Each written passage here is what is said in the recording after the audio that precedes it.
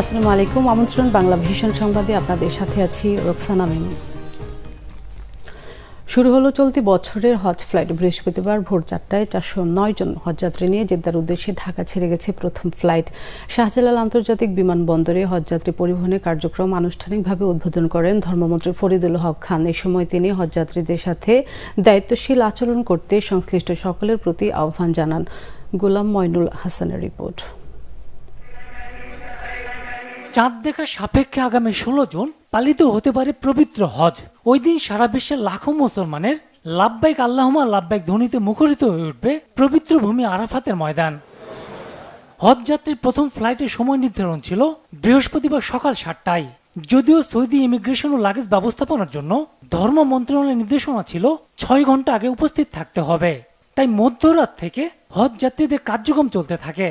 Mecca Medina যাচ্ছি যাতে সুষ্ঠু সুন্দরভাবে পবিত্র হজ পালন করতে পারি, আল্লাহর কাছে এই কামনা করি। দেশবাসীর জন্য, সবার জন্য, আত্মীয় স্বজন, নিজের ছেলে মেয়ে সবার জন্যই করবে, সবাই যেন যাইতেও পারে। আল্লাহ যেন রহম করে আমরা যাতে সঠিকভাবে এই ফরজ দায়িত্বটা পালন করে আসতে পারি। আমাদের প্রিয় নবী সাল্লাল্লাহু আলাইহি সাল্লামের জন্মভূমি দর্শন করা, দেখা এটা অনেক ভাগ্যের ব্যাপার। এবার বাংলাদেশ থেকে হজ পালনে যাচ্ছেন 85,257 জন। এর মধ্যে বিমান বাংলাদেশ এয়ারলাইন্স 50% হজযাত্রী পরিবহন করবে। হজযাত্রী পরিবহনের কার্যক্রম আনুষ্ঠানিকভাবে উদ্বোধন করতে ভোর 5:30টায় বিমানবন্দর প্রাঙ্গণে অনুষ্ঠানের আয়োজন করা হয়। এই সময় ধর্মমন্ত্রী ফরিদুল হক খান বলেন, অনেকে তিলে তিলে জমানো টাকা দিয়ে হজ পালন করেন। প্রত্যেকের প্রতি আমাদের দায়িত্ব আছে, যার যার আঙ্কিকে এসে আমরা সেই দায়িত্ব সুন্দর সুষ্ঠুভাবে পালন করব। আল্লাহ পাক সেই দায়িত্ব সুন্দর সুষ্ঠুভাবে পালন করার তৌফিক দান করুক এবং সবার দায়িত্বের মধ্য দিয়ে এই হজ সম্পূর্ণ হোক, সুন্দরভাবে সফল হোক, সার্থক হোক এবং আগামী দিনে এই হজ যাত্রীরা তাদের যাত্রাটা শুভ হোক এবং কবিলত হজ হিসেবে কবুল করে সুস্থ শরীরে আবার দেশে আসার আল্লাহ পাক তৌফিক দান করুক। বিমানের ব্যবস্থাপনা পরিচালক ও সিইও শফিউল আজিম জানান, সৌদি আরবে হজ যাত্রী পরিবহনে মোট 116টি ডেডিকেটেড ফ্লাইট ও ফিরতি পথে 125টি ডেডিকেটেড ফ্লাইটের ব্যবস্থা রেখেছে বাংলাদেশ বিমান। গোলাম ময়নুল হাসান, বাংলা ভিশন, ঢাকা। 25 বছর আগে চিত্রনায়ক সোহেল চৌধুরী খুনের ঘটনায় দায়ের করা মামলার রায় ঘোষণার জন্য আজ দিন ধার্য রয়েছে। ঢাকার দ্রুত বিচার ট্রাইব্যুনাল 2-এর বিচারক অরুণারাফ চক্রবর্তী এই রায় ঘোষণা করবেন। তবে মামলার অভিযুক্ত 9 আসামির মধ্যে 5 জনই পলাতক। পলাতকরা হলেন ব্যবসায়ী আজিজ মোহাম্মদ ভাই ওরফে আব্দুল আজিজ, ট্রাম্প ক্লাবের মালিক আফাকুল ইসলাম সেলিম খান, হারুনুর রশিদ ওরফে লেদার লিটন ও আদনান সিদ্দিকী। এছাড়া আসামি আশিস রায় চৌধুরী, তারিক সাইদ মামুন ও ফারুক আব্বাসী জামিনে আছেন। আর কারাগারে আছেন সানজিদুল ইসলাম ইমন। 1998 সালের 17 ডিসেম্বর রাজধানীর বনানীর ট্রাম্প ক্লাবের সামনে সোহেল চৌধুরীকে গুলি করে হত্যা করে সন্ত্রাসীরা খুন হওয়ার পরের বছর 9 জনের বিরুদ্ধে অভিযোগপত্র দেওয়া হয়। 2001 সালে বিচার শুরুর আদেশ হয়। ওই আদেশ চ্যালেঞ্জ করে এক আসামি উচ্চ আদালতে গেলে আটকে যায় বিচার কার্যক্রম।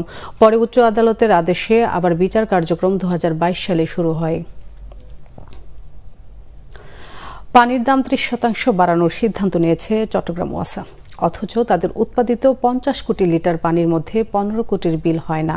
পানির দাম না বাড়িয়ে ওয়াসার 30% সিস্টেম লসের নামে চুরির বন্ধের পরামর্শক নাগরিক সমাজের ভর্তুকি না দেওয়ার সরকারি সিদ্ধান্তের পর দাম বাড়ানো ছাড়া উপায় নেই বলছে চট্টগ্রাম ওয়াসা।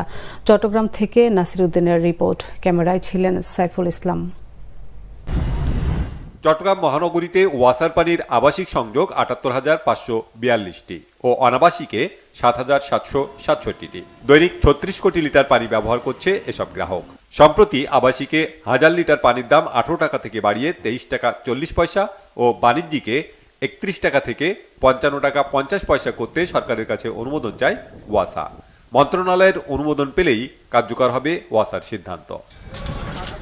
ঋণের টাকা পরিশোধ করতে পানির দাম বাড়াচ্ছে ওয়াসা, তবে আগে সিস্টেম লস সহ অন্যান্য খরচ কমানোর পরামর্শ দিয়েছে ক্যাব। ওয়াসা সিস্টেম লস, অনিয়ম, দুর্নীতি এগুলো যদি বন্ধ করে তাহলে কিন্তু এই ওয়াসাতে কোনো ধরনের দাম বাড়ানোর প্রয়োজন পড়বে না। উনি লোন করেছেন, লোনের টাকা পরিশোধ করতে হবে। আর ভাই আপনি লোন করেছেন কেন? যেই প্রজেক্ট ফেল করবে, যেই প্রজেক্টের মানে 2 দিন পর পর আপনাকে প্রজেক্ট রিভাইজ করতে হবে, সেরকম ফিজিবিলিটি স্টাডি ছাড়া আপনি যে প্রজেক্টগুলো করেছেন, মানুষের উপর দুর্দশা চাপিয়ে দিয়েছেন, এটার দায়ভার তো আপনাকেই নিতে হবে। নাগরিক সমাজের প্রতিনিধিরা বলছেন, মূল্যস্ফীতির মধ্যে পানির দাম বাড়ানো মরার উপর খাড়ার ঘা হয়ে দেখা দেবে নাগরিকদের উপর। কর্তৃপক্ষ লুটপাট করে খাবেন, 30% যে সিস্টেম লজ নামে চুরি করেন সেটা বন্ধ করলে তার দাম বাড়ানোর কোনো দরকার নাই।